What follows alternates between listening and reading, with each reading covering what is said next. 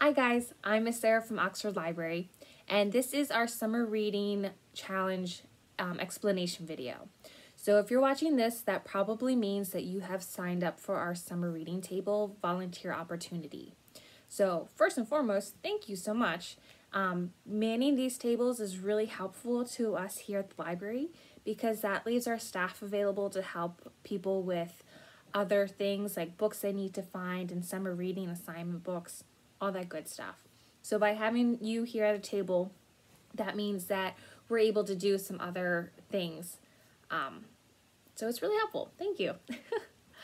This video is going to be a little bit on the longer side. And I know it's going to be a lot of information that I throw at you, but there are a few changes that have been made for this year's challenges.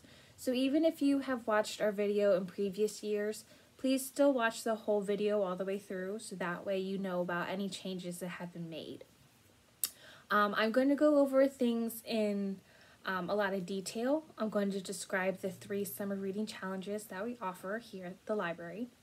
And that's just to make sure that you have all the information that you need and that I kind of answer any questions that you might already have.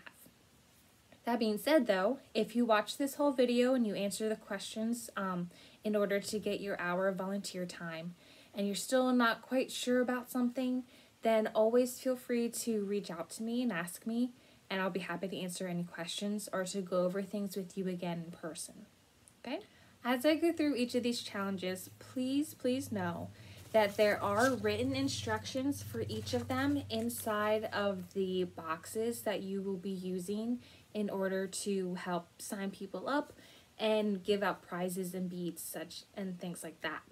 So there will always be some information that you can refer to. But again, please watch this video all the way through so you have that baseline understanding first. So before I go into the details of each of the challenges, there is something that you guys should know that everyone has to do when they first sign up for a summer reading challenge. And that is to fill out one of these forms. So this is the Oxford Library Summer Reading Challenge sign-up form. This is done by the grown-ups. So they fill out child's information, all that stuff. If they want to give permission for pictures, a-okay. But this has to be filled out in order for them to be signed up.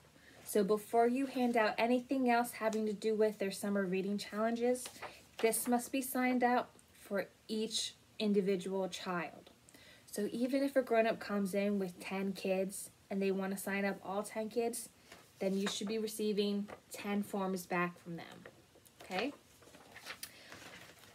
It's not super imperative that we have all the information. Like if someone forgets to put their address or if someone just doesn't want to give their phone number, that's okay.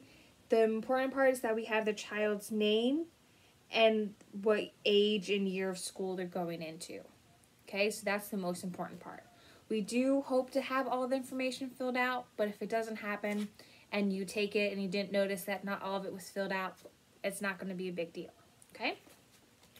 Once you have one of these filled out for every child that's being registered, you're going to put it into this folder. This is the filled out summer reading registration forms.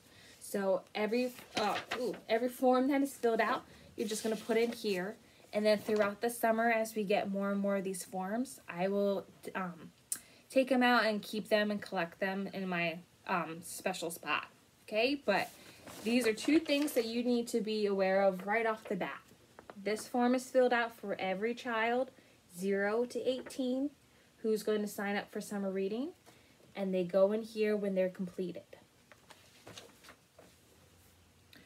So first and foremost, what is a summer reading challenge? So if someone comes up to you and they ask, what are the summer reading challenges? Something you can tell them is that they are reading incentives or learning incentives for kids to do throughout the summer. So they are things done at home, at their own pace, on their own time. And it's just a little fun way to kind of encourage kids to read or encourage kids to practice their early literacy skills throughout the summer when they're not in school. So that's why we do these summer reading challenges. I like to think that they're fun, and I have heard from others that they're fun as well. So that's another thing that you can kind of mention, is that it's just a fun way to encourage kids to read. So as I explain each of the individual challenges, I'll explain how they're going to be encouraged and why it's a good idea to sign up. There is a summer reading challenge for all ages, but we are going to be working with ages 0 to 18. So that means anyone who's in kindergarten to 12th grade, and even babies and toddlers. So we're working on the kids side of it, and I'm going to explain how they're broken up into 3 different groups. So they're broken up by either age or what grade you're in. Okay, so that's important that when you are signing people up, you really pay attention to what grade or how old they are, so you know that you're signing them up for the correct challenge. So the first challenge we're going to talk about is Library Littles. So this is for ages 0 to 5 years old. So if the grown-up has filled out a registration form and you've put it in here, and you note that they are 5 or under, they're going to be part of Library Littles. So each challenge has its own box of materials and information. So I also have what grade or age they have to be for each challenge. So that's what we're looking at here, is 0 to 5 for Library Littles. When someone is first signed up for this challenge, the only thing that you have to give them is sheet number 1. So this is the green sheet with a monkey, and it says number 1 up here. So on the inside are the instructions that the grown-ups have to read in order to know what to do for the challenge. You manning the table can explain that to them, what it is they're doing as well, so that way you know for sure they understand before they leave, and that way they can have a better idea about, right from the start, about what they have to do. So for the Library Littles, they are working on early literacy activities. So that is activities, practices that we do in order to help younger kids learn to start to read. So this is those very baseline. We learn ABCs, we are practicing counting, stuff like that.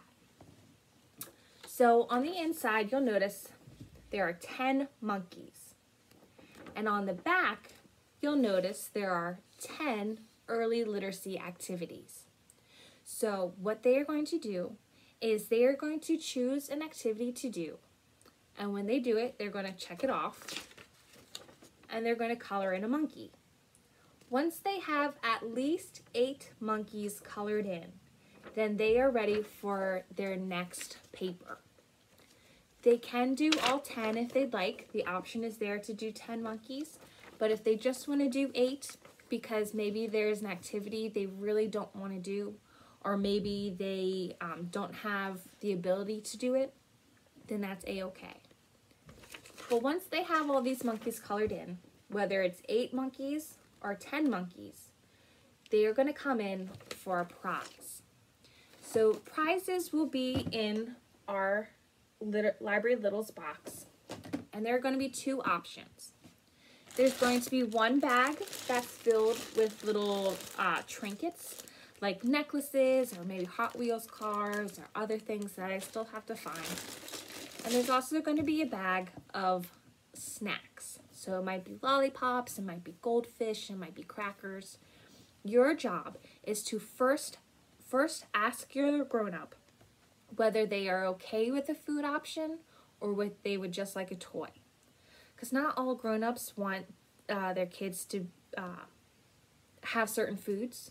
So by us giving them that option to say no, we're not making it difficult if their child sees the food and then picks that and then their grown-up says no, right? So right from the start, you're going to say, hey, would you be okay with the food option or would you just like a toy? If they say they're okay with both, then you can just open up the bag. Maybe you want to pull a few things out for the kids to see, and you can give them the option to choose one prize. So either one lollipop, one necklace, one pack of goldfish, one thing from either bag. Okay?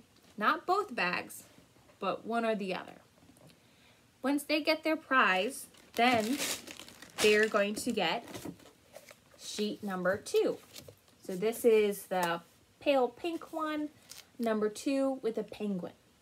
And this is the same premise. There are 10 early literacy activities on the back, and there are 10 penguins on the inside. Once they do those at least 8 activities, they're going to bring this back to the library, and you're going to do the same thing. Would you be okay with the food option? Yes or no determines if you show them both bags or just one, and they get 1 prize from either bag. They also will be getting sheet number 3. So sheet number 3, again, is that same premise. It's blue, it has a little jellyfish, and the number 3. There are 10 early literacy activities on the back, and they're only required to do 8. The only difference with sheet number 3 is that once they do those 8 activities and they bring it back to the library, it says, "You did it," because they get our grand end of the summer prize. So I say that because it doesn't mean that it's the end of summer where they have to get it, so they have to wait. It just means that they finished all 3 sheets, so their summer reading challenge is done. So it's the end of summer challenge. That bigger prize for sheet number 3 will be available later in the summer, and it will have a book and a packet of other prize materials with it. So I don't have that ready quite yet because I wait a little bit longer into the summer because I know it takes a while for people to complete all 3 sheets. However, that being said, if you have someone who's a rock star and by week 2 they've already done all 3 sheets, let me know and I'll contact them and I'll make sure they get their prize. You can stick any completed Library Littles sheets inside the box once people come for their prizes. So for example, when people bring sheet number 1 and they're ready for their prize and to receive sheet number 2, you can take their sheet number 1 that they have completed and stick it in the box, and I use that to kind of determine how many people have been participating and gotten as far along with their challenges as they can. If someone really wants to keep their sheet though, then they can keep it. That's not a problem. But if they are ready to get rid of it and they say that we can have it, then we'll just stick it in the box, and I will periodically throughout the summer take them away and store them somewhere else. Say someone comes in the library and they say that they've lost their sheet. That is a-okay. Accidents happen. And this is supposed to be a fun thing and not stressful. So if you have to give them a new sheet, whether it's number 1 or 2 or 3, then that's a-okay. And go for it. You don't have to ask them to prove that they signed up already or anything like that. We can just hand them a sheet. If somehow we have run out of certain sheets in our Library Littles, or even if we've run out of or running low on prizes, please let me know or let someone who's at the circulation desk, another staff member, let them know so we can fix the problem. One of the differences this year for summer reading challenges is that people are able to sign up online using Beanstack. So that means that if someone has signed up for the Library Littles challenge online, and they come in for a prize, they're not going to have these sheets with them to prove that they've done it. Instead, they should be able to show you on their phone that they have won the monkey patch or the penguin badge or the jellyfish badge, and then you can give them the same prizes as usual. And you don't have to worry about giving them a physical sheet because they will have the next steps, the same exact activities, already on the app ready for them. So if they come in, all you have to do is, and they say that they have done it online and they're ready for their prize, all you have to do is politely ask to see the phone or whatever they're using, just to say, hey, can I just see that little picture of a monkey to say that you have it, and then it'll be the same thing.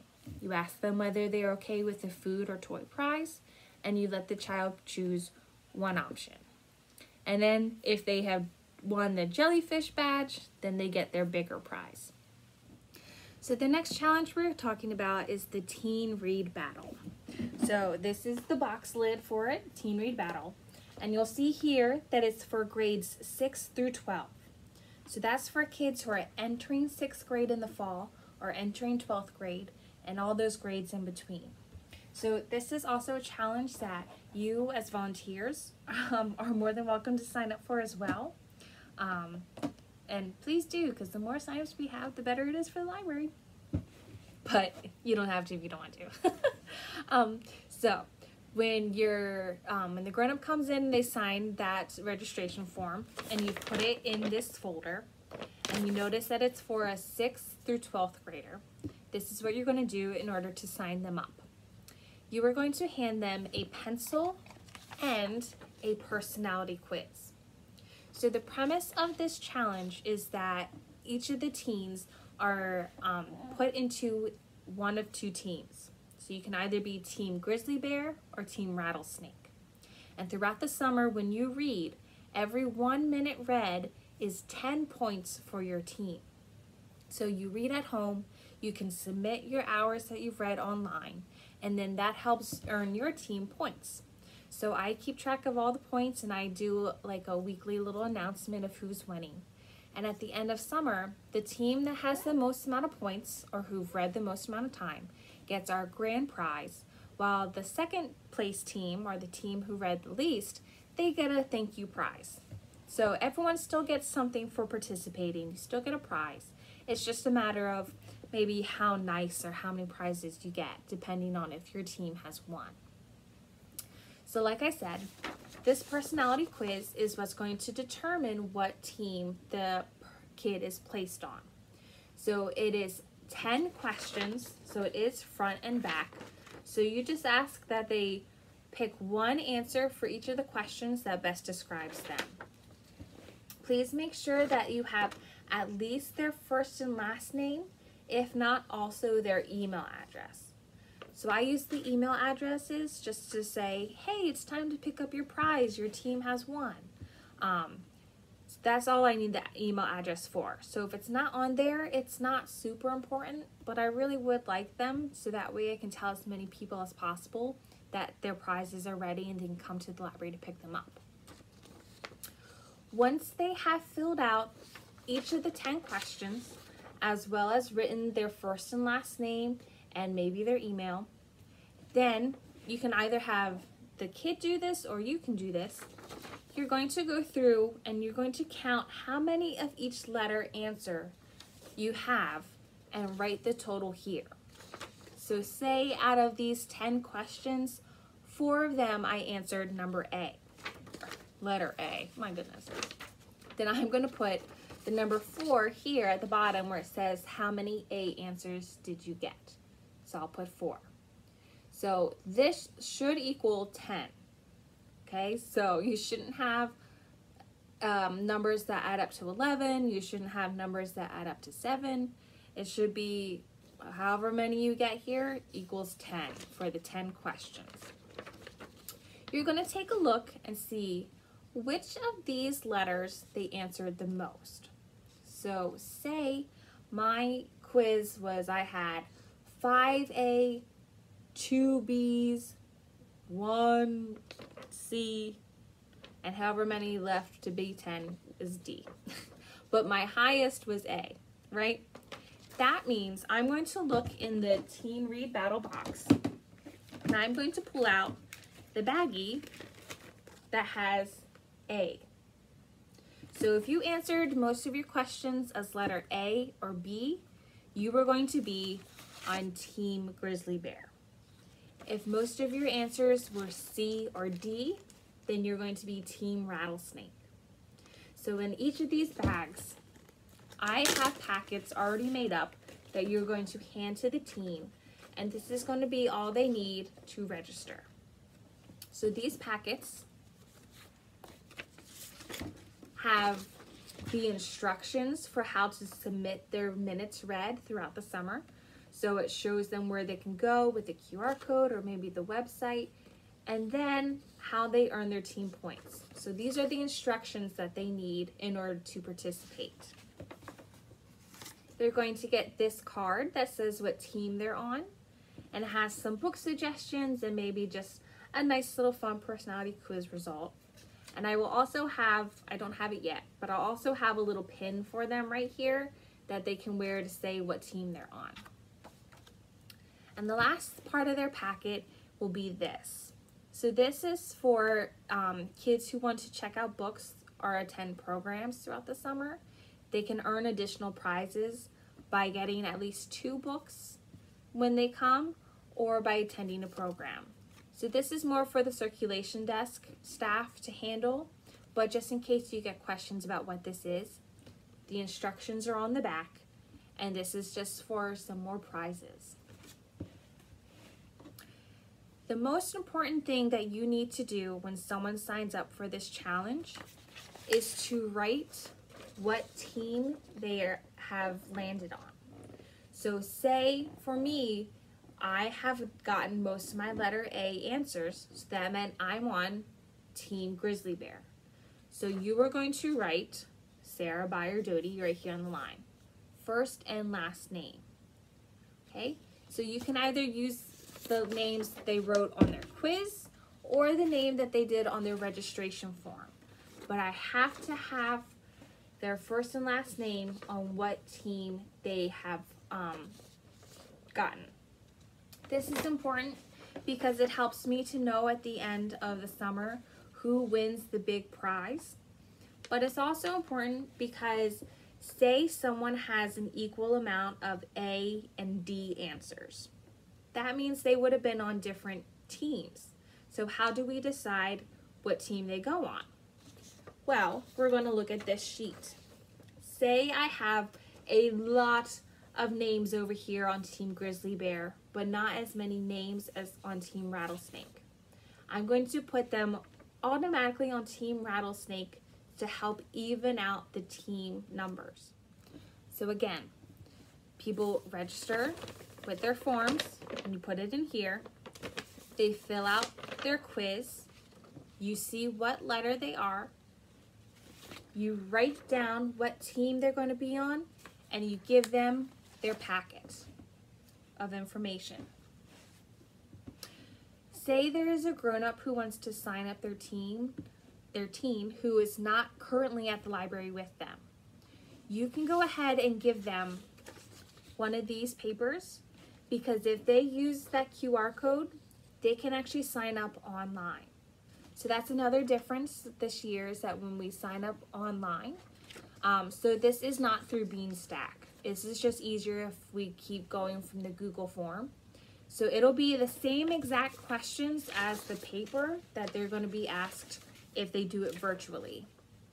Okay, and then they can still use the same information to record their amount that they've read and submit their hours. And that's really it for the teen read battle. There isn't anything that they have to come in throughout the summer to get prize-wise, because that's all going to be at the end. Unless they're using their punch card for when they check out books or come to programs, but then that'll be a staff member who handles that and will give out prizes for that. So the only thing for Teen Read Battle is that you have to help sign them up. Our next challenge that we're going to talk about is by far our most involved. So this is going to take a little bit of longer explanation, and there's going to be different parts to it. But I promise that the more you do this throughout the summer, the easier it's going to be until it doesn't seem as overwhelming. So right now when I give instructions, and this is your first year doing it with us, it might seem like, oh gosh, I'm never going to remember all these steps. But I promise you, it'll get easier. It's a lot to first hear about, but it's fun, I promise. So this challenge that we're talking about is called the Read and Be Challenge. So this is what the box will look like, or one of the boxes, I should say. As you can see, this is for kids in kindergarten through 5th grade. So if they're entering kindergarten in the fall and entering 5th grade and all those grades in between. So the very first thing that the kids are going to need to do when they sign up is they have their form filled out by the grown-up, and you stuck it in here, and you see that they're either in kindergarten to 5th grade. The first thing you're going to do is show them this board. And I'll explain exactly how this challenge works in a second, but I think it'll be easier to kind of go through this step first. So you're going to show them this board. These are what we call brag tags. So these are going to be what the kids use for their necklaces for this challenge. And again, I'll explain. So the very first thing is they are going to choose one of these. So they are going to choose either the picture or the shape or whatever is written on there, and they're going to point to it and say, I want this one. In the Read and Bead box, so the orange one, there are baggies full of these brag tags that are already attached to necklaces. So say they chose the Climb into a New World brag tag. You're going to look through the baggies and you're going to find this one that's full of that. And you're going to pull out one of the necklaces and give it to the kids. They get a necklace, and then they also get this reading tracker. So this sheet is what they're going to be using throughout the summer to keep track of how many minutes they've been reading. And let me explain. Each of the sheets on the inside have a sheet of paper that I will explain in a little bit, and this. So this is their reading log, their minute tracker. So the premise of this challenge is that the necklace they just got when they registered, they are trying to earn beads to fill that necklace throughout the summer. The beads are earned by how much they read. So each of these boxes represents 15 minutes read. And again, the directions are right here for the people to read so they get an understanding of this.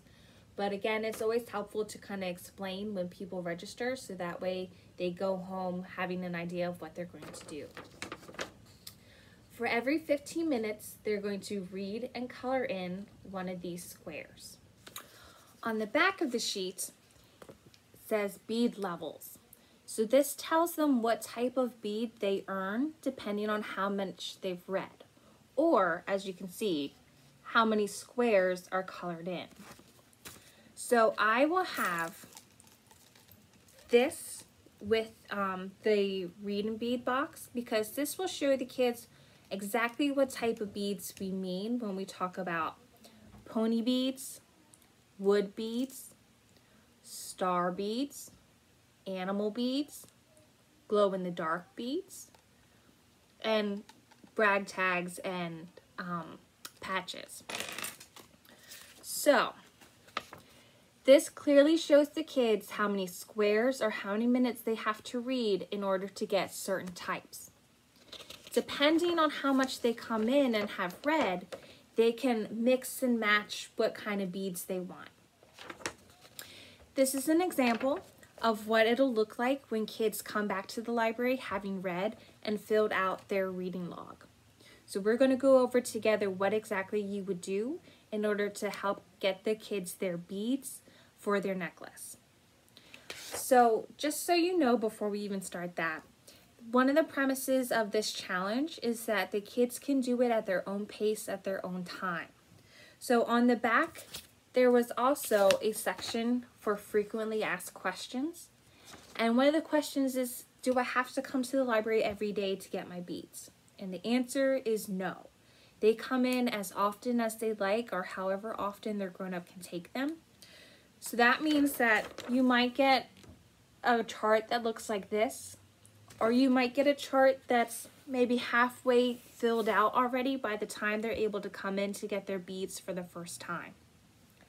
Either way, that's a-okay. We want them to come in as often as they can, but we also understand that summer's busy, so they may not be able to come in all the time. So we still want to make sure they get their beads, and no matter how much is filled out, we're going to be working with them to make sure they get whatever beads they like. But that also means that it's easier to do this step one at a time. So when kids come back with their reading charts filled out, and you have a lot of kids maybe ready to get their beads, it's totally okay if you say, hey, let's make a line, let's do this one at a time. Okay, so you as the volunteer are in charge, and you're allowed to say that you're only able to work with one person at a time. If that helps it be less confusing for you, go for it. If you feel like you're really overwhelmed, then you can always ask and see if there's a staff member at the desk who's available to help you too. I haven't really seen a whole lot where you've been mobbed by people like that, but usually people are pretty understanding about it needing to be a one-on-one thing, and they can always look for books or play with the toys on the carpet while they wait. So again, I just want to reassure you that you are able to say, we need to do it this way, and let's take our time and do one-on-one. So this is the way that I found it works best in order to help people get their beads. If when you're doing it, you see that there's a better option for yourself to do it, that's a-okay. But for me, I first count out how many squares have been colored in. So this is obviously the first time someone's come in because we're starting from the beginning. So I'm going to go 1, 2, 3, 4, 5, 6, 7, 8, 9, 10. So there are 10 squares here that are filled out. What I like to do is I like to hold up this necklace because it already has all the options of beads for kids. So there are beads that are in containers, and there's obviously going to be more colors available. But I like to say, hey, these are just the type of beads that we're going to choose first. Then we can choose animal shape or color or what have you. So if I have 10 squares that are filled in, I know that, let's see, a brag tag from last year is worth 20 squares. So that's not an option. So I'm going to even hold that like this so that way they see they can't get that one. I'm going to have them just start out by saying, pick which bead you want first. Some of them might already have in mind which beads they want. You can say, hey, you have 10 beads. Glow in the dark beads are worth 8 squares. Why don't we start with that one? Or maybe they just want all animals, or maybe they're going for certain colors. That's okay too. So I like to say, you have 10 squares, pick which bead you'd like to start with. And then depending on which bead they choose, so say they want an elephant. I know that elephants are worth 4 squares. And this information is right here on the inside of the bead box. So you don't have to memorize it either. So you just have to know which beads are called what, and then it'll show you here how much they are worth. So an animal, an elephant, animal bead is worth 4 squares. So I'm going to get them their animal, whichever one they like, and then I'm going to cross off 4 squares. Okay, so now I can hold up and say, oh, you only have 6 squares left, so you don't have enough for glow in the dark, so let's not even look at that one. Which bead would you like next? Maybe they want a star bead now. So I'm gonna look over here. I know star beads are worth 4 squares, so I'm gonna get them their star bead in whatever color they'd like. And then I'm going to cross off 4 more squares. Now there's only 2 squares left.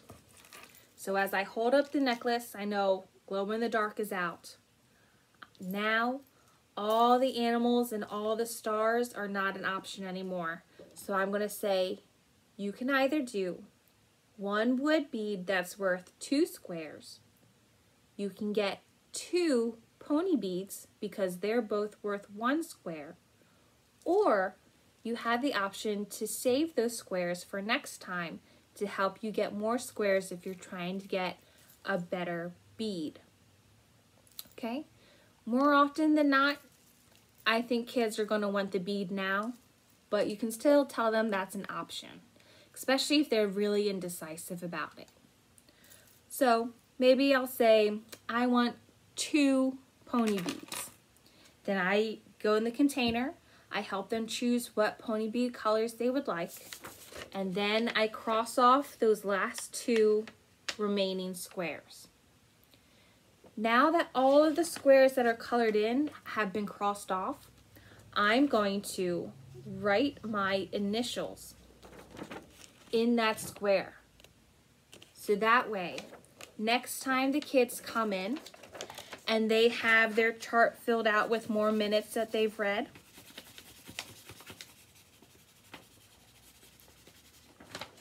like that, I can see this was the last time they got their beads. So now, starting here, 1, 2, 3, 4, 5, 6, 7.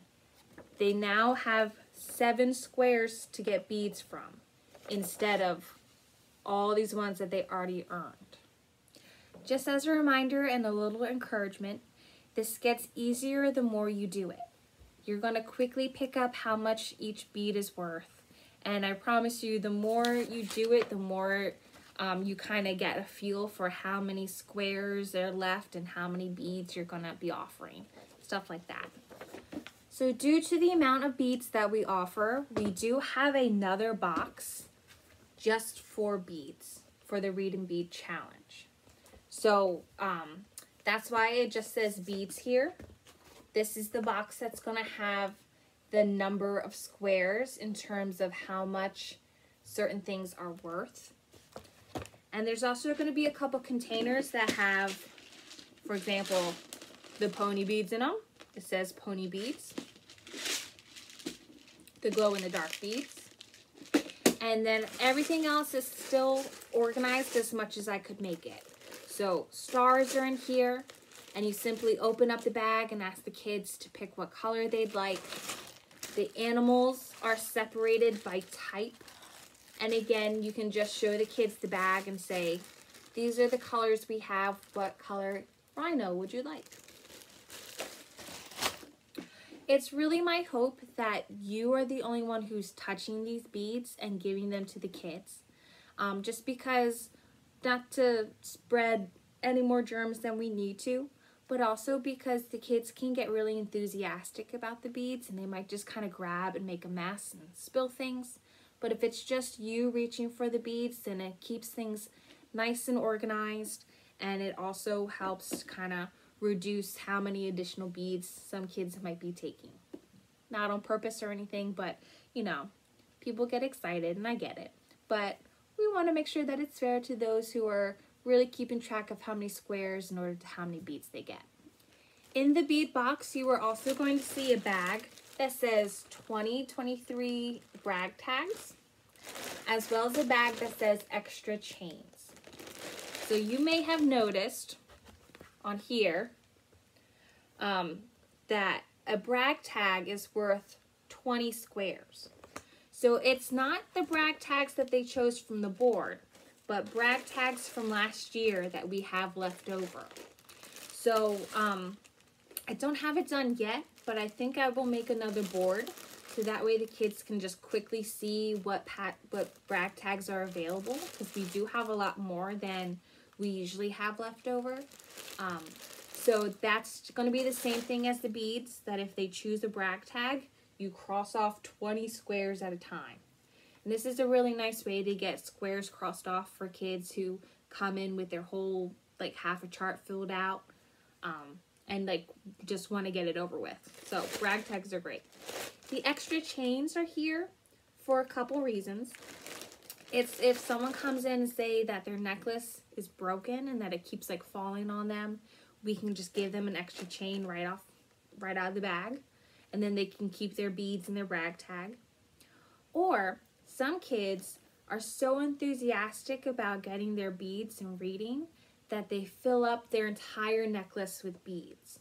So if that happens, they can actually get another additional chain and keep working on that same reading chart. So when a child is signed up for the Read and Bead program, when you give them their reading log, it's already going to have this Patch Power sheet in there. So the Patch Power is an additional challenge that the kids can opt to do, but they don't have to if they don't want to. The Patch Power program has more than just reading. It might be writing or art activities. it all depends on what badge they're trying to earn. So I have this board here already made up. These are all of the patches that we offer, and they are based on like art or like robots or cooking or origami or talking about animals or gardening. So they each have their own subject and they each have their own activities. So if someone is interested in signing up for the Patch Power program, what you would do is you would show them this board first. And I like to say, choose which one you think you want to earn first. Okay, so it's always easiest to start with one, but if they want to, that's okay too. But for example, say someone chooses the Wondrous Wilderness patch. So they say, I want this one. There is a container full of these cards. Okay, and you're going to look through them all until you find the correct patch, so the Wondrous Wilderness patch. And what the kids have to do is that they're going to take this home and they're going to complete one activity from each of these sections. Again, at their own time. So if they want to do it all, that's okay, but we're asking for just at least one from each. Then when they've completed that, they're going to bring this back to the library, and they're either going to tell or show you about the activities that they did. So for an example, where it says read a nonfiction book on bird watching, then go bird watching. Write or draw your observations as you watch them. So they might show you a list of observations having done bird watching before. You just have to see, hey, you did it. Maybe they didn't bring something, but they just kind of quickly tell you about it. That's a-okay too. Once you have proof that they've done it, then you're going to look in this box, Patch Power, and you are going to go through until you find the correct patch, and then you can just simply give them one. So this obviously isn't the Wondrous Wilderness patch, but this is just an example. This box is really packed full because they keep adding new patches every year, so I have a whole bunch of patches. But you can go through, give them their patch, and then ask if they'd like to complete another one so they can earn a different patch. And then you're going to do that same thing of having them point and show you on the board which patch they would like, going through the box and finding what card, and then giving them one. The Patch Power program is something that other libraries within Chester County also do. I don't think all of them do it, but there's enough that you might get some questions about if it's the same or different. For us here at Oxford, I don't require that they come to programs in order to earn their patches. I think it's enough that they're doing the activities at home. So you don't have to worry about this part. If they want to write their name and information up on there, and if they use this space to draw something, then that's a-okay. But for us, I like to mention it to my grown-ups who are registering with us that they don't have to do the program part. They just have to worry about the activities.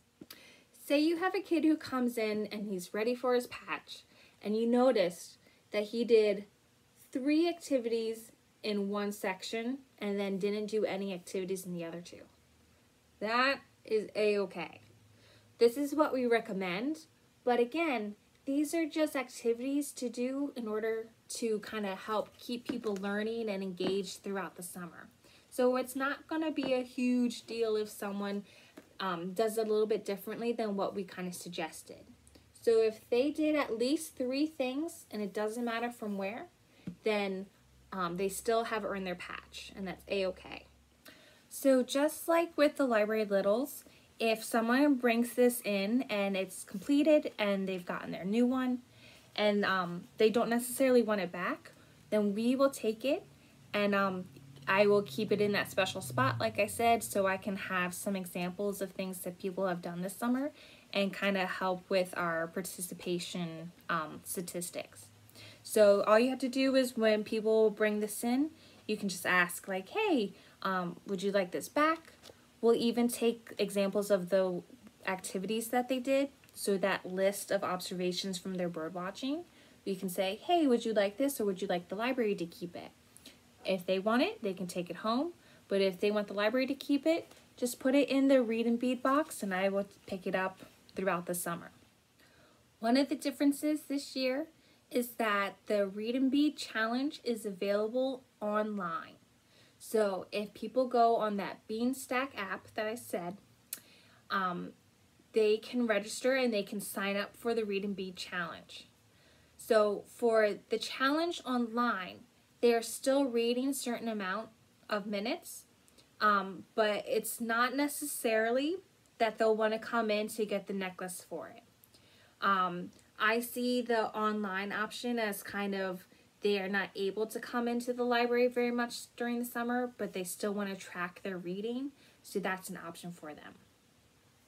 That being said, there might be some who sign up online and then still want to participate with the necklaces. Because this is our first year offering it online, I'm still trying to get a feel for the best way to help those who sign up online participate with the necklaces. So my plan as of now is that throughout the summer, periodically, I'm going to be printing out the names or making a list of those who have registered online. And then we can keep track of the minutes that they've read and came to claim beads on that sheet. So when I have that ready and available for you, I will show you. And so that way we can go over it together. And if you have questions about it, you can ask me right in person. But as of now, that's something that I'm still a little bit trying to figure out. So I appreciate your patience with me as I learn this year about what we can do in order to make sure everyone can be involved and participate. Another difference this year with Read and Bead is that there's going to be a prize available for people who fill in the whole, all of the squares on their reading log. So what I mean by that is that if towards the end of summer you have someone who has all of their squares filled in, they are going to get a raffle ticket. And that raffle ticket is going to be for a prize that I will have a sign up that says, hey, you read 3,900 minutes. Congratulations. Here is a chance to win, and it's going to be a Botley. So I don't know if you know what those are, but they're little coding robots. It's going to be very fun. But I wanted to mention it because it's going to be a sign that I'll have available that will advertise, but it won't be in the directions from the papers for their reading log. That's because I thought of this idea after I already had all the papers printed, but I realized I wanted to do something special for the people who were really, really reading a lot this year and encourage more people to try and read more, especially for the kids who the beads are getting a little bit tiresome maybe. So if there's another like incentive for them to keep reading and maybe to like get that prize at the end, that's the whole goal of what we're doing, is we want them to read, read, read. Okay? So that'll be a sign that'll be available with all the materials, and I'll make sure to point it out to you when you do your first table sitting. I think that is all the information I have for you today. Like I said, I know this is a lot of information and I know it's going to be a lot to remember, but there are going to be instructions in all of the boxes that explain what each challenge is and what you need to do for it. So if you forget something, then you can always reference that. And you can also always, always, always ask one of the staff members here and they can help you too, okay? You're never going to be alone in this situation, so if you need help, that's what we're here for. A reminder to please answer the questions from the Google form that was emailed out along with this video in order to earn that hour's worth of volunteer credit for having watched the video. If you need to, please save this video and you can reference it again before you come to volunteer. And as always, if you have any questions before your first day, please reach out to me either through email or you can call here at the library or even stop in and I'll make sure to answer any questions you have. Okay? But otherwise, thank you guys again so much for your help this summer. I know it's going to be the best one yet, and we're so excited. And I'll see you soon. Okay? Bye.